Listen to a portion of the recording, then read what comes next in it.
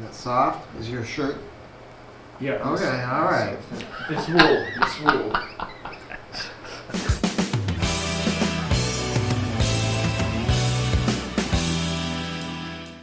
Hi, this is Kevin Deal from Upscale Audio, and today I am here with a very special guest, Dave Nauber, the CEO of T+A America. Say hi, Dave. Hi, everybody. Hi, Kevin. And we are here to talk about this amazing speaker, about T+A video, and this is the S540, right? I got to tell you something. We had an event here last night. We had a whole bunch of people. I mean, and we had champagne and wine and amazing charcutier, I forget what they call it.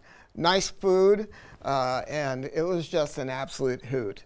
And I have to tell you something. T+A is unlike any other brand I've ever seen, period, end of story. I always talk about parts and engineering.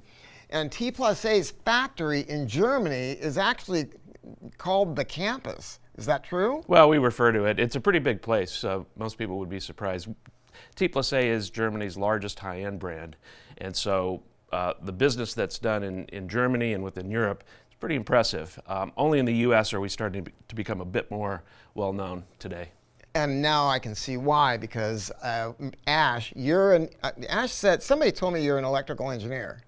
I have an engineering degree, but I don't consider myself a designer. So I make a big distinction there. You still understand stuff. And Ash, who's the product manager at Upscale, he's an EE, and he is bonkers over your brand, isn't he? Yeah. I mean, and he kept on saying, no, we got to carry T+A, because he was working at a place up in Canada, and it was so popular. And I go, what is it? And now that I've seen it, we're going to show you an amp in another video, and now that I've heard and see the speaker, but I got to say one more thing. How many engineers are at the campus?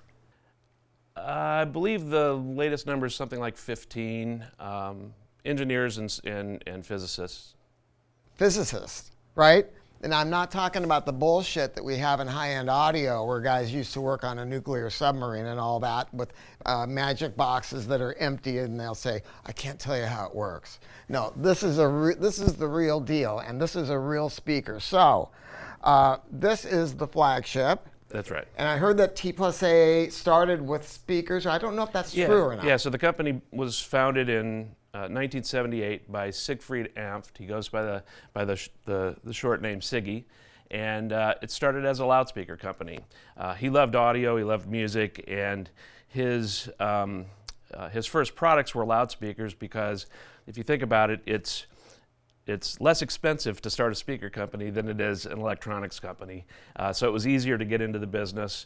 The speakers became wildly popular, electrostatic designs. And for about 10 years, the company focused on loudspeakers and then got into the electronics in the late 80s. Okay. Oh, yeah, and we're going to show you. You got to look. And also, I think there's videos that kind of cover your factory. And you got to go look at that. Maybe we'll put links in the video of this because I'm so proud. And now that I've heard this stuff, now that I've heard it, I was very resistive, but now that I've seen it and I've heard it, I'm bonkers. So what is the deal with this speaker? Can you tell us? A couple of things. It's a very sophisticated design. It's for people who are really serious about audio, and it has technical characteristics I'll try to explain as briefly as possible that make it really special. You see that, first of all, there's what's called a line source tweeter and a line array set of mid-range drivers, and what they do is they combine to create what's viewed as kind of a cylindrical wavefront that goes out in the form of a cylinder, and it doesn't create very much sound above and below, and it also directs the sound toward the listener, so it doesn't create very much sound off on the sides. And what that means is that you have less interaction with the room. So you don't have the reverberation off the floor and ceiling and off the walls that you do from a point source loudspeaker. And that means that if you don't have a perfect room, if you don't want to put a lot of acoustic materials around in your listening room, which might be a living room or some other kind of space, this is a super practical kind of design because it delivers very high performance without getting the room too much involved. Yeah, and I've heard line array speakers that I have absolutely hated. And so when I saw these, I got to be honest with you, I was resistive to them. I do want to name names so bad, but I'm not going to do it, man. I have heard some stuff that was just shit. And so they go, no, you got to listen, And it's like, okay, now I get it, because this is a different thing because of controlled dispersion, and it doesn't sound the way some speakers do, where the voice of the singer is like a 10-foot mouth or something. It isn't like that at all. I mean, there is a succinct placement of instruments. It's shocking to me. A lot of people are really appreciative of the sound quality of planar loudspeakers, and planar loudspeakers are capable of extremely precise soundstage representation. And there are characteristics of this design that mimic a planar, and in fact, when you listen, you go, wow, that sounds like a planar that really has a lot of bass and a lot of dynamics. Wow. And this is a very dependable driver, because I was talking to you about that. I mean, I have seen a couple, I don't want to name brands, but some brands can deteriorate with because of moisture or smoke or whatever, and then other ones they can separate from the membrane. You know, things like that can happen, but this is a different thing, the way that you guys have designed it. It is. Interestingly, it began its life as a headphone. So we have a reference pair of headphones called the Solitaire P, and we developed this planar magnetic, or we call it magnetostatic design, which worked so well that we thought, you know, we could make that in such a way that it could be used in a loudspeaker. We have a 50 millimeter version in our Solitaire S430, which is the entry level of the Solitaire range. There are 3 models, 430, 530, and this is the 540. This is an 850 millimeter magnetostatic tweeter. And the reason that it exists in this model is because the previous model used an electrostatic tweeter, which had some reliability problems. And so, in addition to upping our game from a performance standpoint, we also wanted to improve our ability to deliver a super reliable long-term solution, and this is the tweeter that does it. Right on. And I gotta say something else. I don't want this to get lost. Check out the DAC 200, because we were demoing it yesterday. That is one of the biggest selling products here at Upscale, and it blew my mind, because I see them going out all the time. If you guys are thinking about, I don't know why I'm saying that now, except that a guy bought one at the event, and I mean, those things just fly out of here. It's one of our biggest, and it's not inexpensive. I think it's $770. But the way that you design that, I wish we could do a video on it, but we don't have enough time. Okay, back to this. Weighs about 176 pounds. The mid-range drivers, I saw that they are, they look like an old Kef. Yeah, they're oval shaped, so that's unusual as well. One of the reasons, or the primary reason that they're oval shaped, is that ideally we want to have the tweeter and the mid-range concentric. And because we can't do that, we have to use different kinds of drivers. We want to get them as close to each other as possible. And if they were round, the center of the mid-range, by definition, would be farther away from the tweeter. And so by making them oval-shaped, we're able to get them closer to the tweeter, which helps us form that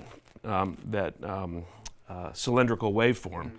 The other thing is, if you are able to see more closely, there's a shape embossed in the aluminum driver called a star stabilizer. And one of the most important things about the operation of the driver itself is it has to move pistonically. It has to move in and out without distorting in any way.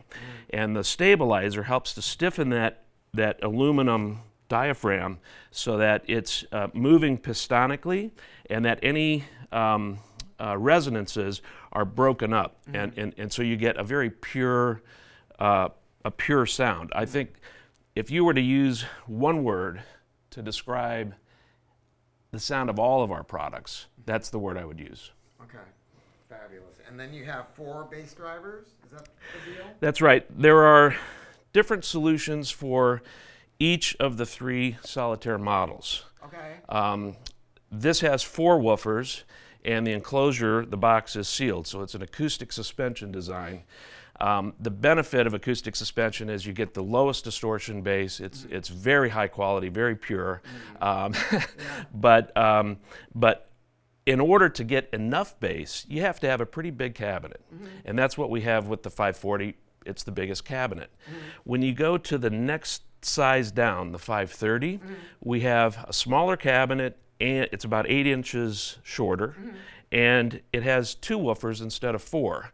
So that is a bass reflex design. There's a port in the bottom to extend the low frequency response. So you trade off a little bit of distortion, a little performance in order to achieve the sound pressure level at lower at lower frequencies.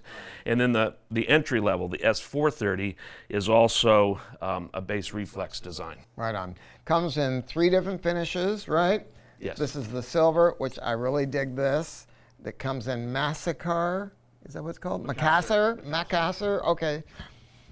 And then like a piano black, I guess, right? And then this can be done in Either black or silver. black or silver. On any of the 3 finishes. Right on, right on. And then grill. Yes, Has a grill. grill, They come with the magnetic. grill. You can use it or not. Right, right on. I don't know. I love just looking at it. I love it. I love it. Bi-wireable, 88 dB efficient.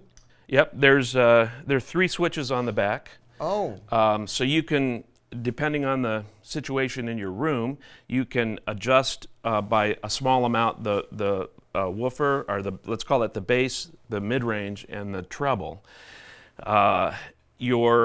When you make these small adjustments, you're just switching different values, component values, into the crossover network. okay. And so you're not adding something in the signal path. I think that's important to understand, is you're just saying, I want the crossover to work this way or to work that way. And it lets you adjust to get the right tonal balance in your room. Right, in your room and with your equipment. And you told me, because I asked you, I guess these are not really crazy hard to drive. No. No, You do need pretty fun. a quality amp, because they'll tell you how the amp sounds. Yeah, yeah. Well, I that's mean, that's a anybody buying this speaker, because they're Right. not inexpensive, but again, this is a flagship. They're around $60,000 so for a pair. But you know what? I love it. So look, come to our beautiful store in Southern California, and we've got lots of T+A for you. I have really become enamored with this company. Go look at the other videos that we're doing. We're going to do one on an HV series amp. And then I'm going to try to get over there to Germany one of these days and go visit the campus. I love it so much. I want to thank Dave for coming here, talk to our non-commissioned salespeople. We really appreciate it. At Upscale Audio, we're going to treat your system like it's ours. Thanks, Dave. Thank you.